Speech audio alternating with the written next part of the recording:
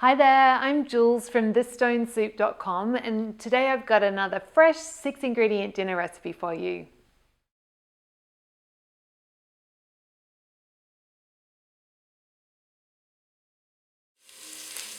So I've had my onion, a large onion, diced onion, softening in the pan with a little oil, and I've had the lid on. I've had it on a medium heat. It's probably actually got a little bit more cooked than I would like. Normally I just want to soften it, I don't brown it. Okay, so just got some ground beef in, or minced beef, and then I'm just going to cook that on a medium-high heat. I'll turn it up a little bit. And we just want to move it around the pan and break it up and cook it until it's no longer pink. So when the meat is no longer pink, it's starting to brown up, then I'm going to just get it off the heat and season it. So I've got some soy sauce here. You could use fish sauce if you don't want to use soy, or coconut aminos. So about 2 tablespoons. That's going to just add a really lovely, complex flavors and of course season it. And then I'm also going to get some rice vinegar in, which is just going to add some sharpness and just freshen everything up. You could use any vinegar there, apple cider, red wine, whatever you've got.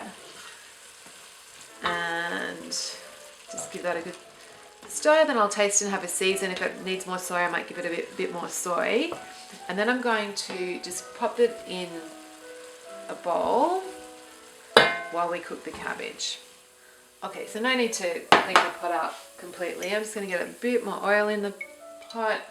And I've got 1/4 of a large cabbage that I've just sliced, shredded as finely as I could be bothered. It's quite with a splash of water. So you want about, 1/4 of a cup. It's just that's going to, and we need to get the heat back on, Jules. The water's just going to help it stop it burning and help it steam and cook a bit quicker. So we'll get the lid on, and I'm just going to cook that until the cabbage is soft. So I'll stir it every few minutes. Okay, so when the cabbage is cooked down, I still like it to have a little bit of bite, kind of like al dente pasta, but you can cook it softer if you prefer. That's been about 7 minutes covered, and I've been stirring it every now and again.